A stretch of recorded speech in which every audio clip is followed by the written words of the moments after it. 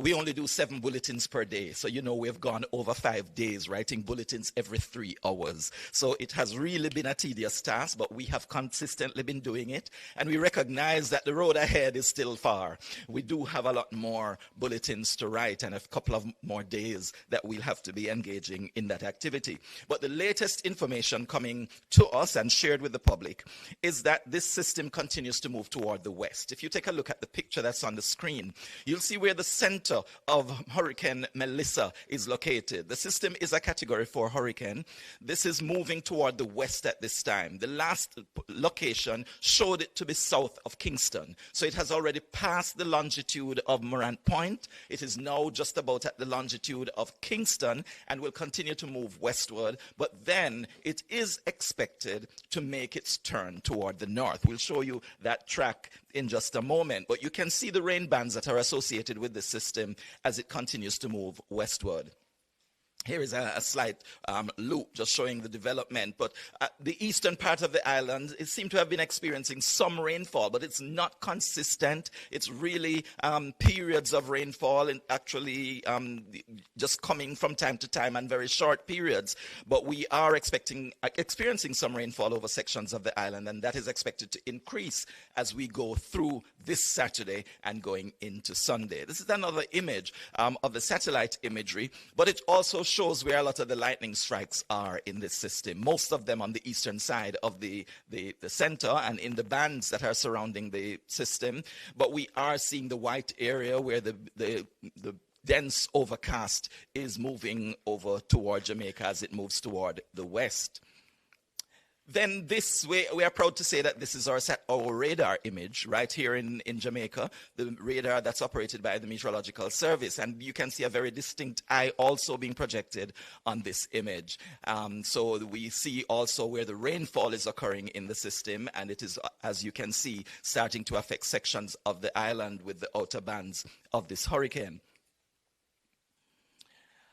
Continuing just to show you where the system is moving, we see that it is expected to continue moving toward the west, if you look at that picture, and then it would turn toward Jamaica from the south, moving northward, moving over Jamaica. That's the same track, basically, that we've been sharing with you over the past day or so. And it is expected to be a major hurricane continuing in this way, moving right across the island as a Category 4 hurricane. That is what is projected. It could go for a brief period as a Category 5. That's yet to be seen, but right now the forecast is that it will move over Jamaica as a Category 4 hurricane. And that is expected to start early on Tuesday or maybe very late on Monday, depending on how this system actually starts to move, if it moves at any quicker pace. Right now, the fastest I've seen it move is just about 6 kilometers per hour. That's just about 3 or 4 miles per hour. And so we're watching it moving very, very slowly, ambling over the waters, and then gradually moving closer and closer to us. This is the projected track moving across the island. You can see with that dotted line. But I'm showing this picture really because I want to show you what those green areas to the south and even to the north are, because they represent where the storm surge is expected to affect Jamaica. Storm surge is expected mainly over the southern side of the island, and this would be to the east of the center as it approaches the south coast and as it begins to make impact. So we see the greener areas really over Clarendon, parts of St. Catherine, and then going into Kingston and western parts of St. Thomas. That's where we're expecting most of the storm surge. But if you take a look at that area just east of the Portland Cottage area, and of course where you see those lighter greens and the browns, that is where the highest storm surge is expected to take place.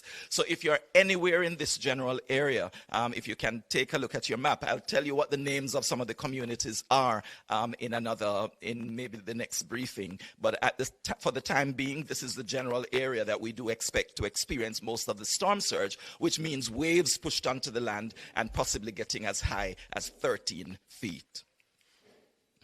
Continuing on the picture here, we'll see the amount of rainfall that we are expected to experience across the country. I told you that we've started to experience some rain, but it has not been intense thus far. But when you look at this picture, you'll see that intense rainfall is projected across the country. This shows that we could have 20 to 30 inches of rainfall over the eastern and some south central parts of the country. And then even in the higher elevations in the east, we could have over 30 inches, getting close to, in millimeters, close to 1,000 millimeters. Over the period of the system moving across us. So this is tremendous rainfall that is bound to cause widespread flooding right across the country. And it is something to be noteworthy for all our communities. I believe there are flooding potential areas in every parish of our country. And so you need to know if you're in a flood-prone area, if you're in a low-lying area, you need to take note. If you're near to a river course or a gully, you need to also take special note and find some alternative location that you can move to should you be threatened by the heavy rainfall. This is just another picture of the clouds over the area associated with the hurricane. And here we can see another image showing the satellite picture, and we're seeing a lot of the showers and thunderstorms from this system. The track outlook, there are a number of projections, but I won't go into any more detail with these pictures, just to tell you that we need to continue to monitor what is happening, continue to listen to the bulletins that are issued by the Meteorological Service, and of course be prepared for quick action if you need to take that action. All preparations should have been completed, and we really should just be in a safe, a secure place, waiting for the system to move over us and pass over us. So I should point out that there is a slight shift in the track thus far to the west. We're hoping that we'll see more shifts that will eventually take it off the country. But right now, the forecast is that we will be directly impacted by the eye, a landfalling between Monday night and Tuesday morning, and it will move across us right through the day on Tuesday. Thank you. Thank you very much. Thank you, Evan. Yes, Minister Vaz, doesn't seem to be good news, but I'm going to take the questions. I'm going to deviate again today and take the questions, just noting that with us, we do have Minister Samuda, we have Minister Vaz, and I did indicate that Minister Mackenzie, who leads all of us on this area, he is also here, and they will all speak to you also. So I'm going to take questions from the media now in relation to what Evan Thompson has just said. All right, we don't have a roving mic. We're in the emergency center. So if you could just stand and I can repeat the question for Jamaica to hear. All right, no problem. Greetings, everyone. I'm Jason Cross from The Observer. I want to find out from Minister Mackenzie what's the status of the shelters at this point in time. He's going to come. I wanted questions for Evan. Just on. For Evan? Yes. Okay. All right. Does anyone have any questions for Evan Thompson? Everything is clear? All right, so every part of Jamaica is going to be affected. There is a lot of rainfall that is projected. He also said we'll feel the brunt of it Monday night going into Tuesday. And so that's what he has said. We all have to be very, very careful and be prepared for the worst. All right, so now we're going to have Minister Samuda, who will speak to you. He's our Minister of Water, Environment, and Climate Change. Minister Samuda. Thank you, Minister Dixon. Colleague ministers, thank you for the hospitality. Minister Mackenzie, Evan, heads of agencies, members of the NIAC, members of the media, and certainly those watching and listening at home. As Evan would have just told you, we are facing a Category 4 hurricane that has potential for strengthening. As I have started every update with the statement, because it is incredibly true, and I think particularly true at this moment, it is still not time for panic. It is time to complete your preparations. It is time for some prayer, and it is time for us to plan and time for us to engage our programs. This storm will test our systems. I want to publicly put on record my thanks to Evan Thompson and to his entire team, leadership all the way through the organization, as they've been working 24 hours a day, not on shift or I think in teams. I think every team is fully engaged over the last 10 days as we've been tracking this unusual storm. So I want to publicly thank the Met Service on behalf of Jamaica and the government, because they've been doing an awesome job in keeping us up to date and giving us the information that we absolutely need to plan. We also want to put on record our thanks to our international partners, in particular the National Hurricane Center that does support us significantly with technology and visibility that we may not have locally. We also want to thank the UN country office that has reached out to us and offered their support, and many other partners. We are at a critical juncture. And at our earlier discussion with the utility providers, Minister Vaz made an important point. The proof of the pudding is going to be in the eating in terms of how we execute the plans that we have. But let's look firstly at the state of our planning, certainly for the water sector and its interconnectivity with the power sector. The Water Commission has engaged all of its emergency protocols. We have done a re-review of our performance and ability to restore service post-burial over the last few weeks and ensured that we have ticked the boxes, so to speak, of the plan that we wrote post-burial. One of the things that we've done and is formed a co-working group with JPS. So JPS is very clear on all of the pumps that are critical for supply of hospitals, of infirmaries, of places of safety, of places of detention, so that they can work to restore current to those first. They're also clear on the pumping stations that function to load trucks, so that they know that those are also priority stations that have to be restored, so that we're able to also do emergency water distribution while turbidity settles, while you get your generators dispatched. Now, one of the things that we've not been able to do is to pre-dispatch our generators, and that is for a very real reason.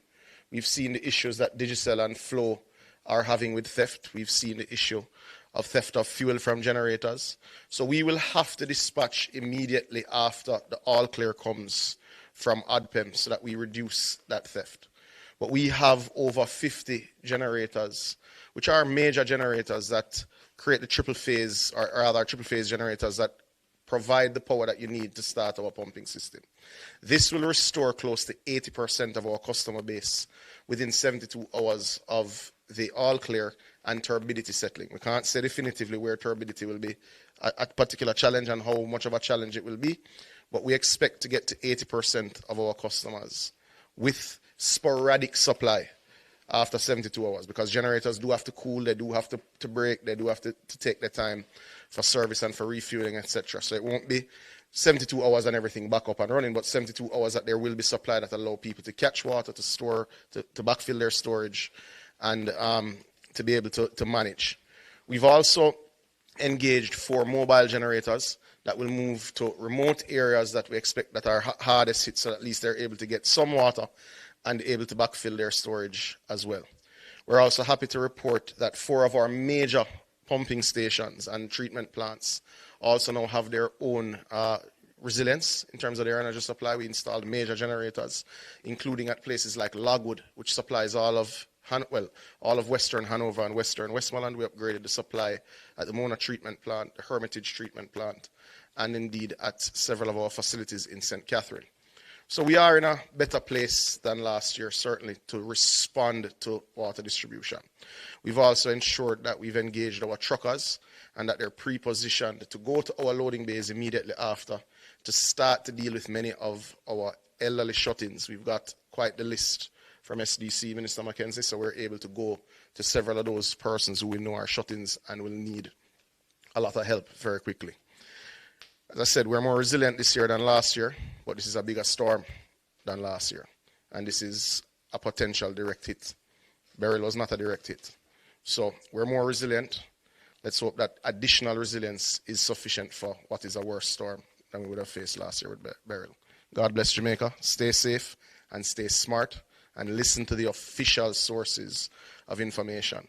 If I was to take what I just saw, I wouldn't have been able to drive in New Kingston a while ago because of flooding that's being posted as now. So we encourage you to follow JIS, follow OPM, follow the Ministry of Education and Information, follow the relevant ministry sources, and of course, reputable media houses.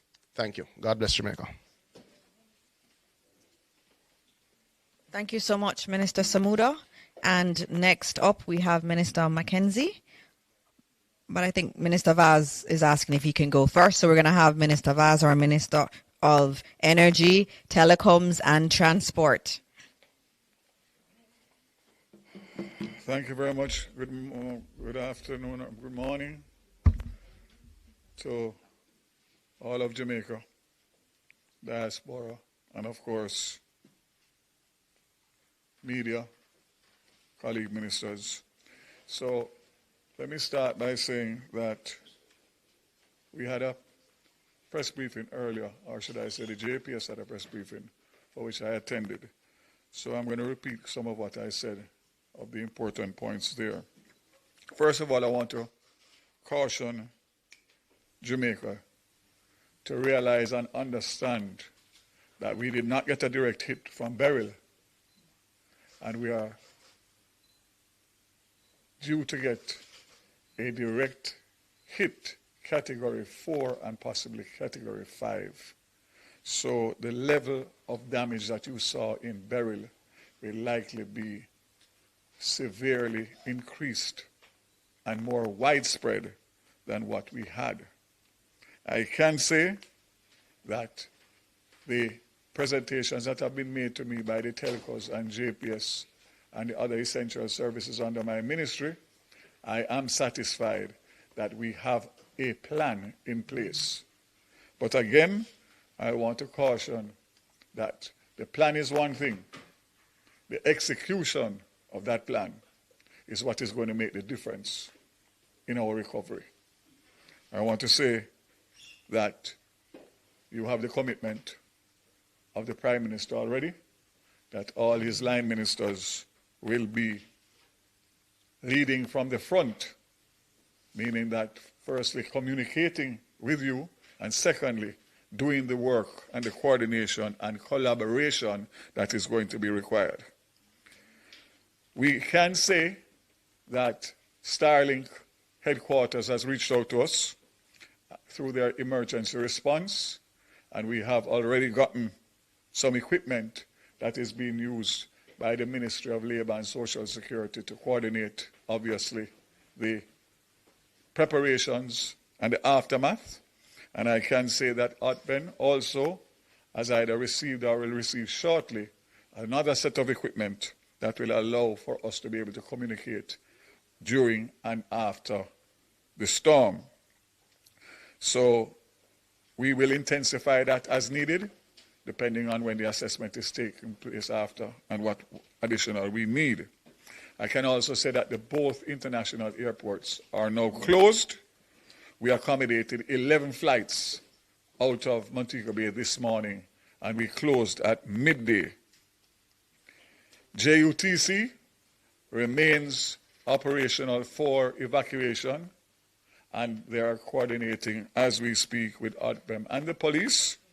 As the storm draws or the hurricane draws nearer, obviously there will be more requirements for us to be able to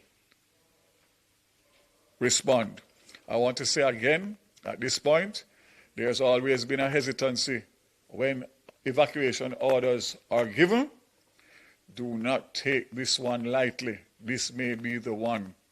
So follow the instructions of ODBEM and Minister Mackenzie and the government of Jamaica, because we have your safety in mind. And top priority, low-lying areas. I'm sure Minister Mackenzie will speak on it, so I will leave it for them.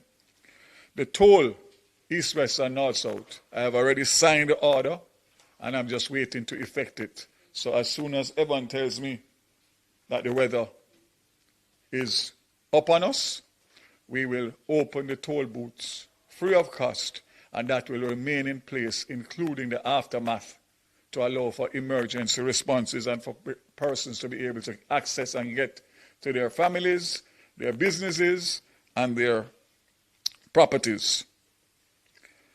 JPS.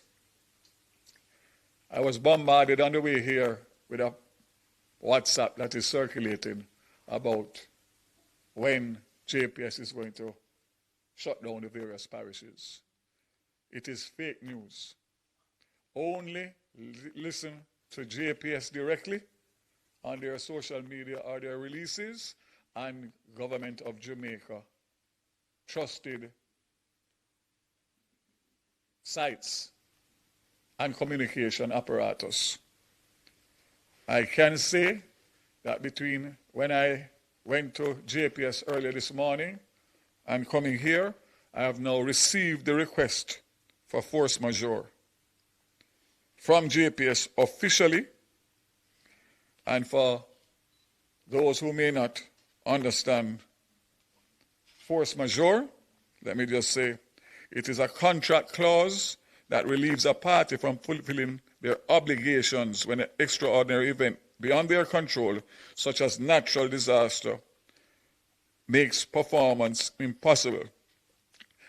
So, in essence, the license has certain conditionalities. And in order for them to be relaxed, in order for them to respond, they require the government of Jamaica, who gave them the license in the first place, to sign a force majeure. I can state categorically that this will not be held up. I've already referred it to the Attorney General's chambers, and I am prepared to sign as early as possible, even prior to the strike. So you can rest assured that JPS will not be hindered by the conditionalities of their existing contract.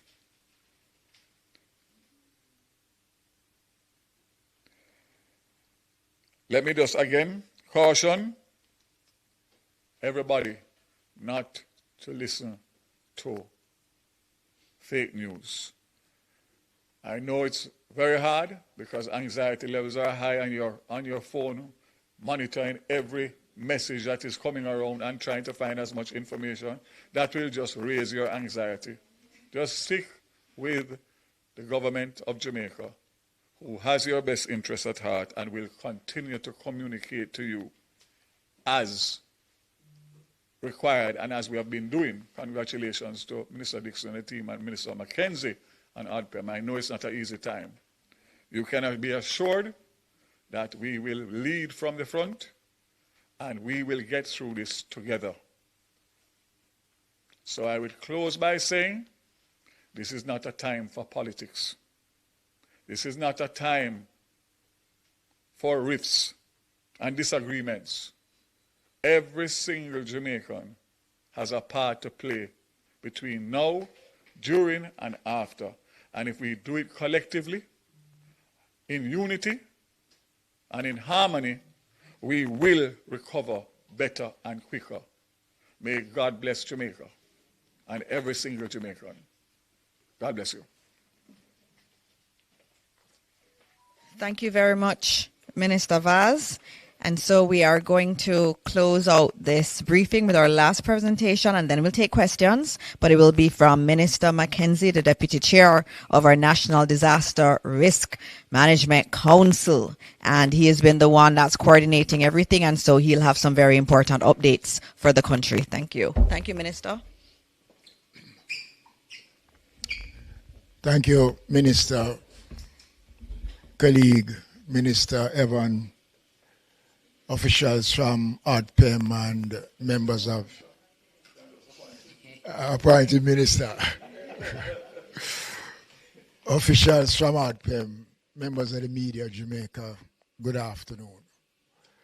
First of all, I'd like to advise the country that we have activated all shelters across Jamaica.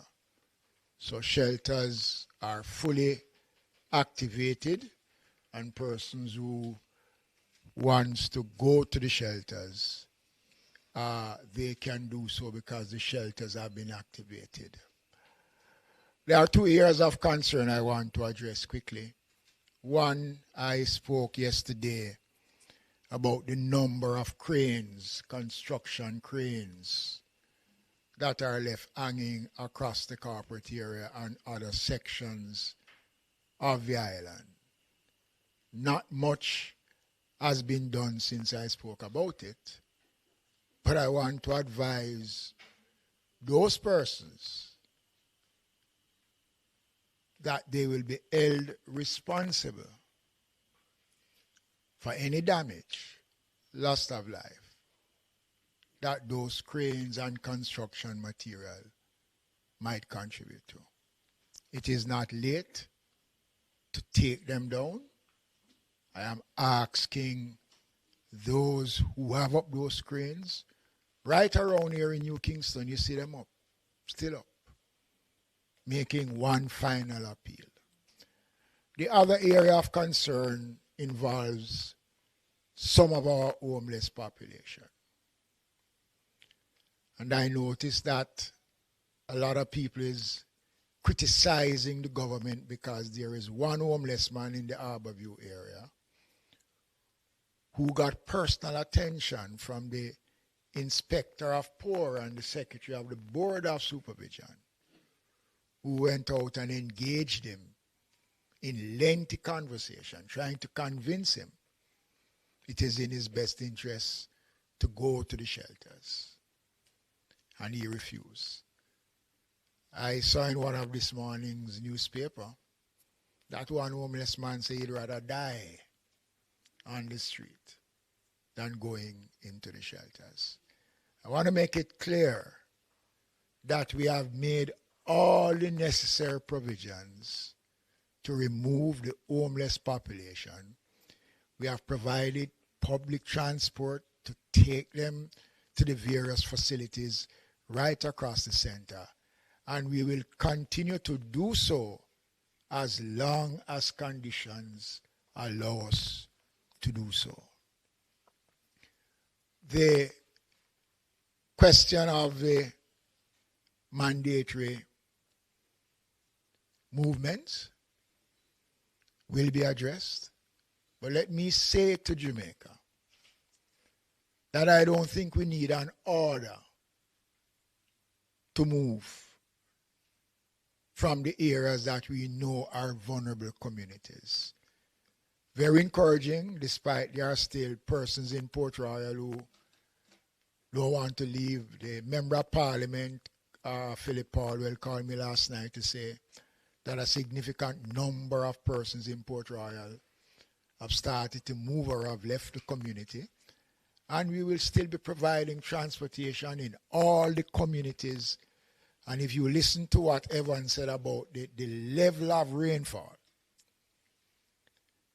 and the possibility of flooding, many of these communities will not survive this flooding. Again, I urge persons living in low-lying areas, areas that are vulnerable to flooding. It is not too late. If you're having problems to move, call the ODPEM. The numbers are available. We will assist you if you are having problems in moving. I said yesterday, and I'm going to repeat it again. When this event comes, it is going to be impossible for us, after all the attempts that we have been making, to advise persons, begging persons to leave. It is going to be difficult for us to say to our first responders, go out and risk your lives now, for someone who refused when it was conducive for them to leave. It might sound harsh, but it is the reality. And I don't believe many people in this country realize what is it we are facing. And the government continues to play its part, and nobody can deny that the government has not been proactive.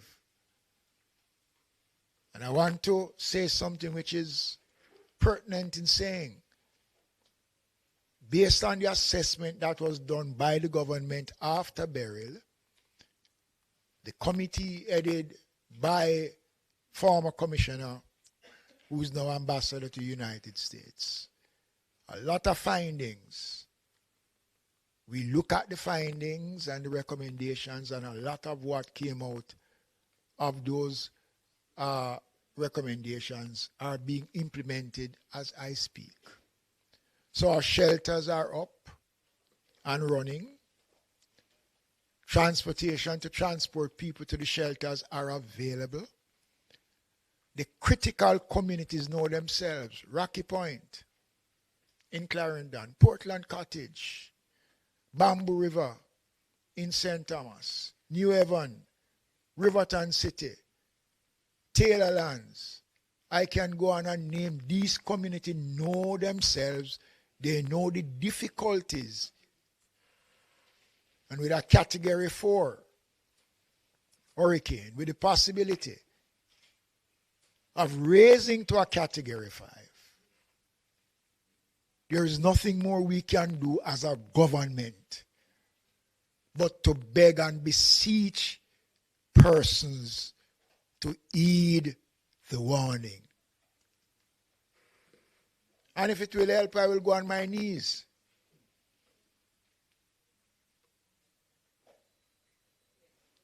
It is a collective response of all of us as Jamaicans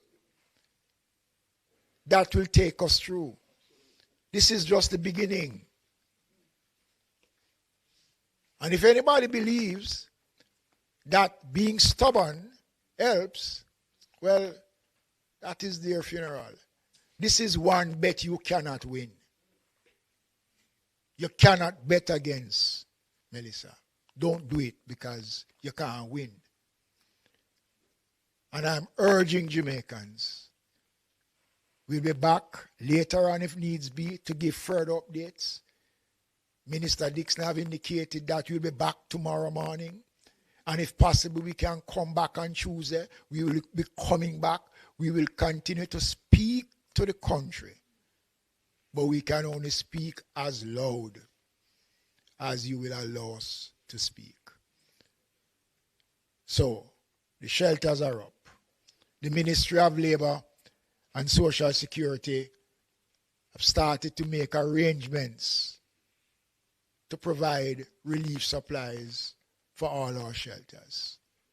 The shelter numbers are up, and I'm going to ask Ms. Edwards to come and to give some numbers that persons can make contact. It is important, ladies and gentlemen, Jamaicans, I beg of you, I urge you. And as a praying country, let us continue to pray for God's guidance and strength as we commence this journey that only God knows where it will end. Thank you.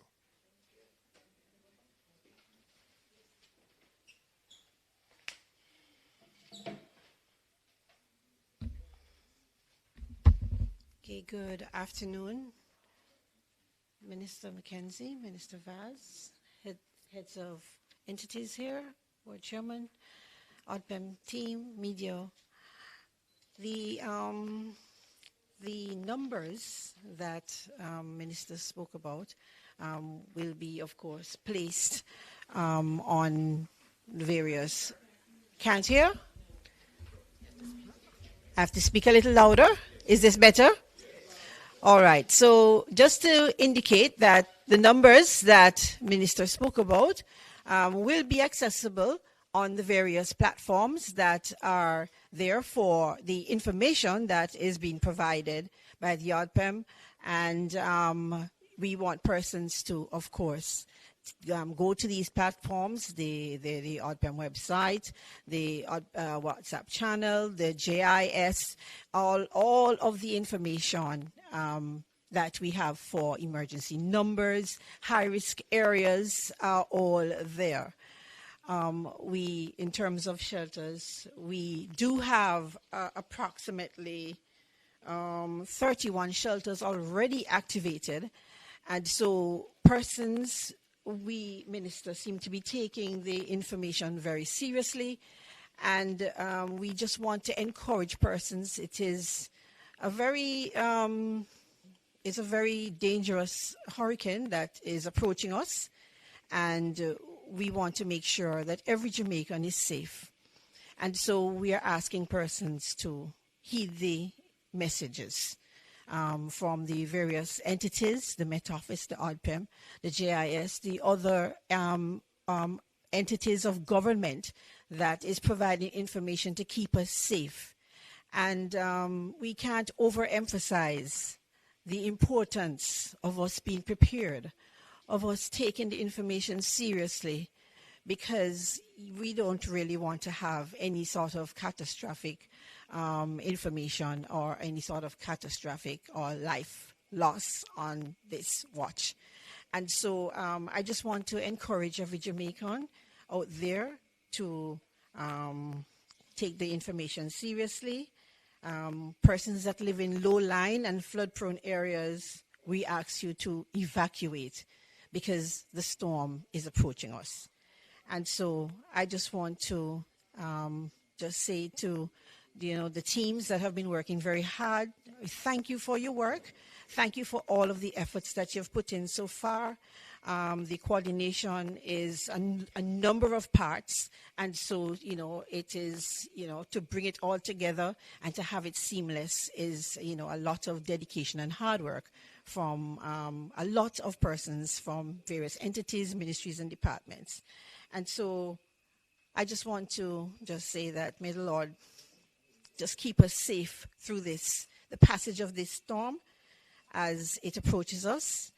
And we just ask you all to also be safe. Thank you very much. Okay, thank you very much. And also the emergency number for ODPEM, you can always call that number. There's a team here in this building that is taking the calls. If you're in any trouble, you can call that number. Yes, we have the numbers online for all shelters, but there's a main number here, and we'll put it up after this press conference. There's some questions. Minister Vaz, I know you need to give us some more updates, and then we'll take more questions. Just to reiterate Minister Mackenzie's message a while ago, I just received a WhatsApp update from the JUTC. They have responded to 4 evacuations calls since yesterday, I suspect through ODPEM. As far as Flaggerman in St. Elizabeth, where the residents refused to board the bus. So we sent a bus all the way to Flaggerman in St. Elizabeth. No response. Old Harbor Bay, yesterday, only 10 persons boarded the bus. Port Royal and Raytown today, same response.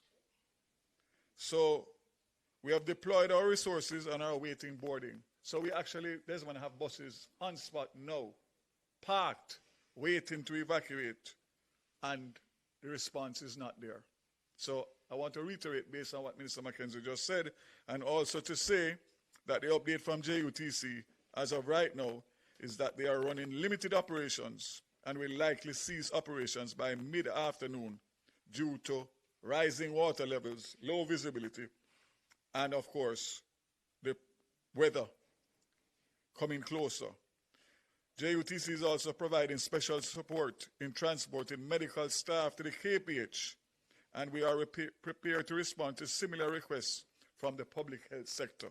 So again, just indicating that we are doing everything physically possible.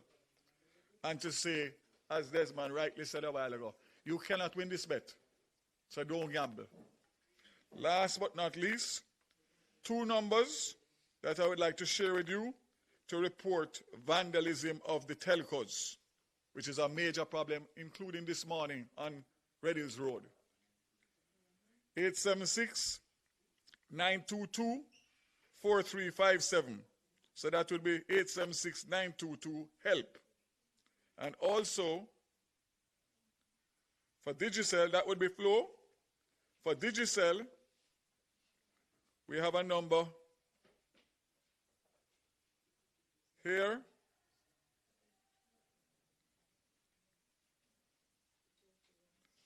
That I just received, 876-355-5000. 876-355-5000. That's to report vandalism on the both telcos. And as I said before, for every time somebody does anything to harm the property of the telcos, whether it be diesel oil or generators or fiber, cable, it is only going to set us back in our recovery efforts. So I see the officer nodding. Zero tolerance. Zero tolerance. Thank you.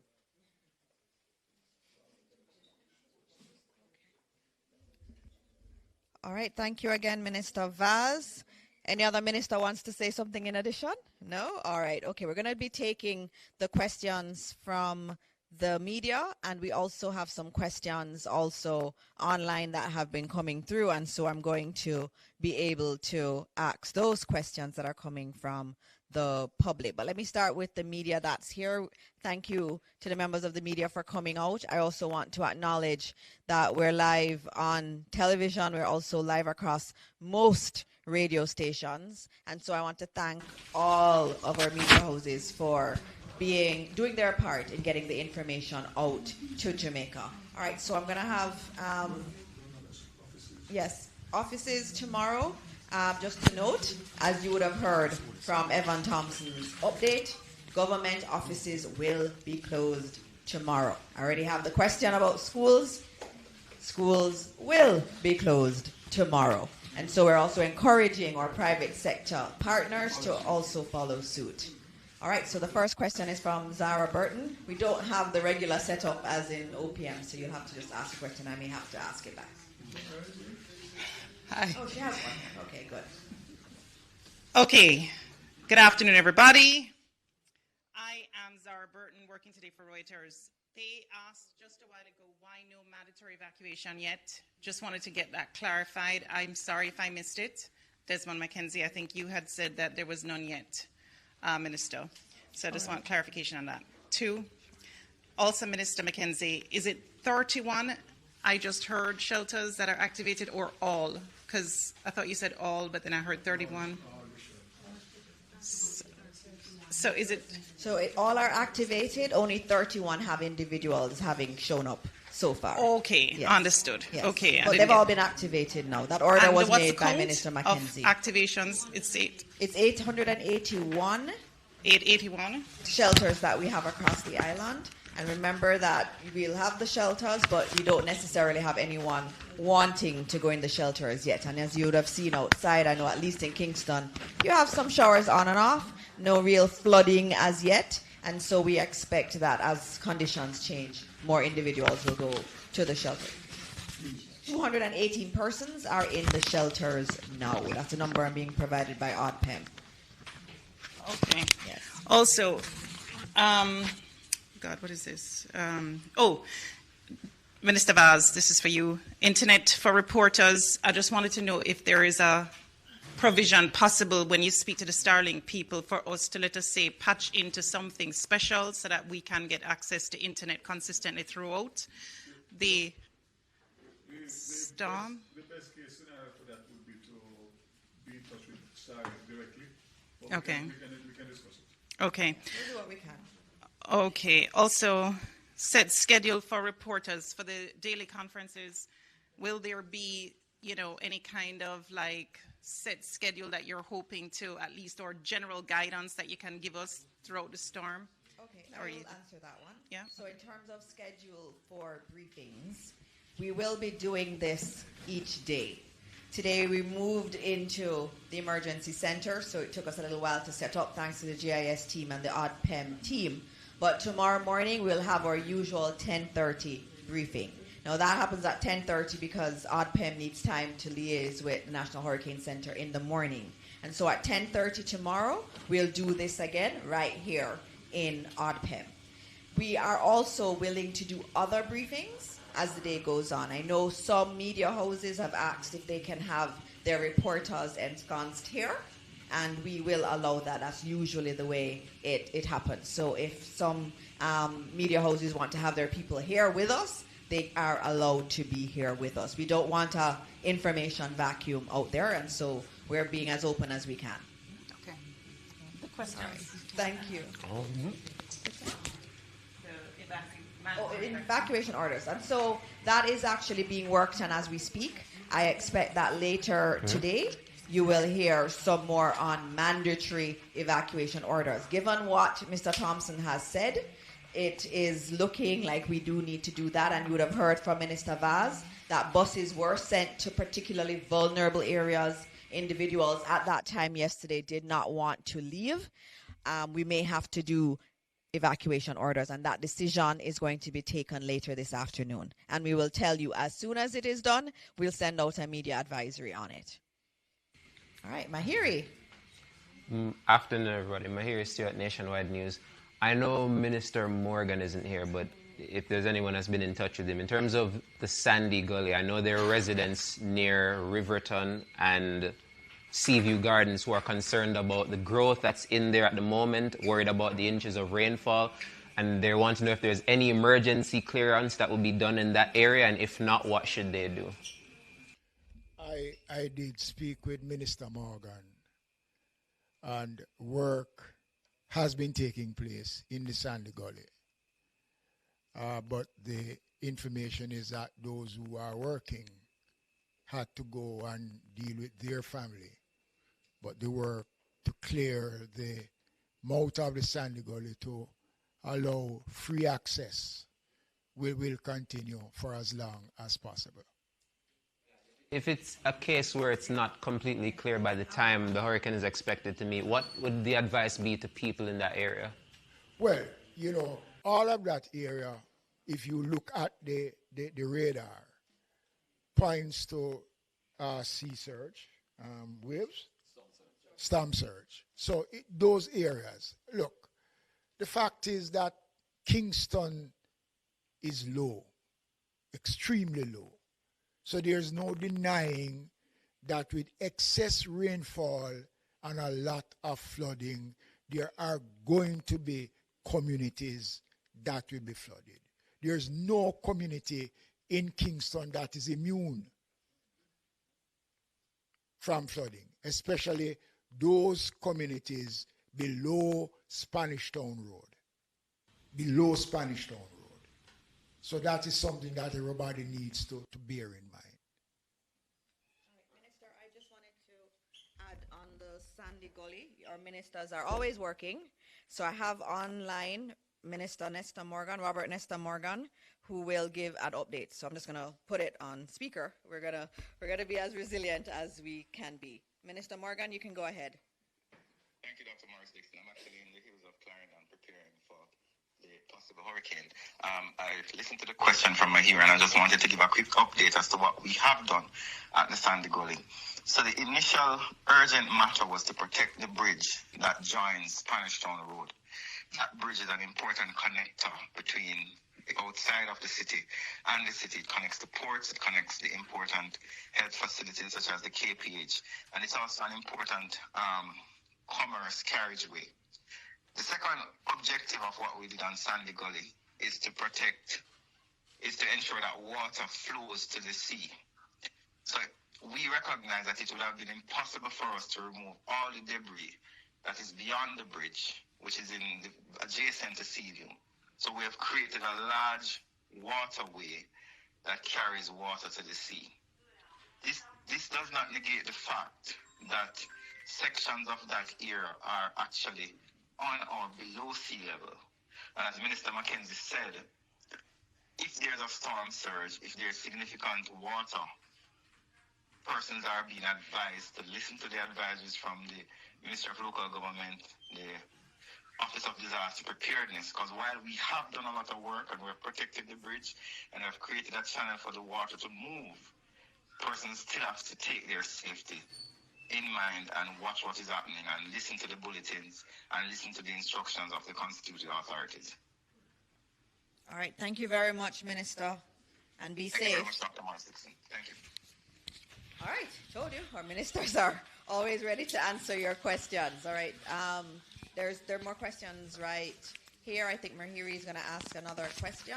Yes, just an update on the toll for the highways and at what point those will be made free. Shortly. Very shortly.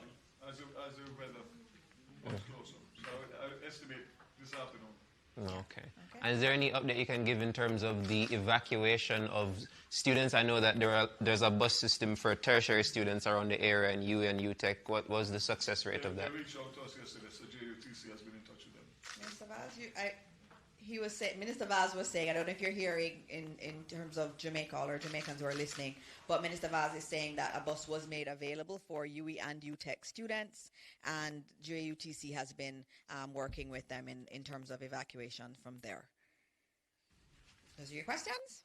All right. Do we have any other questions from the media? Okay. Zara, we're just getting you mic'd so that we can hear the question appropriately. Burton, Reuters again for today. I wanted to ask Minister Vaz, phone lines from Flow, I still on my phone can't seemingly make calls. I just wanted to know if you have any update. I know that there was a press conference with some of the telcos, but any update? There was a press conference today. It was dealt with where there was some vandalism that took place this morning. They assured us that they would have it back up, repaired, and have the service back up by this afternoon. Okay, so, but what time? So specific to Flow, that's where the complaints are coming from, and that was in terms of telephone service. Okay. So we should hope that vandalism was the cause of it. So it would have affected especially people using the phones in the corporate area.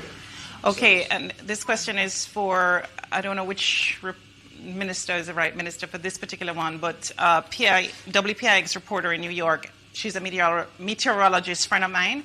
She was asking about evacuations. What are the preparations being made for, let us say, people get cut off from being able to, get into the regular roads by landslides or whatever? That will be a collaborative effort between ODPEM, Ministry of Local Government, NWA. So the war room will take care of those things as they occur. So this, where we are sitting here now, will be the epicenter of the operations between now through this hurricane and after.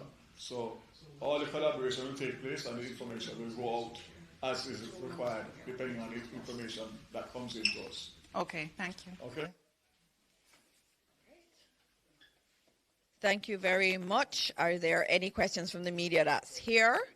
No? Okay, I'm going to take some other questions that I had seen in online, and so just let me get to them. There was a question about Portmore and storm surge. I know Minister Mackenzie, you had spoken about generally the South Coast, and you had also spoken about Kingston. Portmore, I'm assuming there is an issue there. Evan, would you like to speak on Portmore? Because there are questions on Portmore and along the South, what to expect. So if you can get some more information on that, that would be good. Yes, thanks for the question. The most I can say right now is that there is a model that is indicating the level of storm surge that is expected. Portmore is within that area that storm surge would be expected because it would be east of the center of the system when it makes landfall. So any of those areas along the coast, moving from coastal Clarendon through coastal St. Catherine, including the areas of Hellshire, Portmore areas, and coming right through into Kingston and St. Andrew, could experience some amount of storm surge. Of course, differing levels. I know the highest levels were more in areas of Clarendon, parts of like Portland Cottage and some of those other areas that we've heard about having experienced flooding in the past in coastal Clarendon, Mitchelltown, etc. Thank you. Thank you very much. Another question I had to do with the homeless shelters. My GIS team, what do we do? Thank you. I have the best team at GIS. I have to tell all of Jamaica, they're just absolutely excellent and so supportive, and they're all here away from their families, and we do appreciate them so much. I have a question about the homeless shelters, Minister Mackenzie. I think they're asking about where these homeless shelters are. I know we've posted them online, but if you could just say a few words on the homeless shelters. The homeless shelters are situated in every parish capital. So we have drop-in centers, we have shelters, and there are also some of the homeless are being housed in certain sections of the shelters that are situated. So a homeless person, they will know where to find it. There are still people on the ground as I speak out there dealing with the homeless population. So every parish have more than one shelter for the homeless. And let me say this, based on the survey that we were doing on the homeless population, we would have identified locations where these homeless people are. And that survey has helped us to go and find those persons. So it is not difficult this time to find them, because when we did the survey, we found them at the location that they would normally hang out. And we have been moving the homeless persons.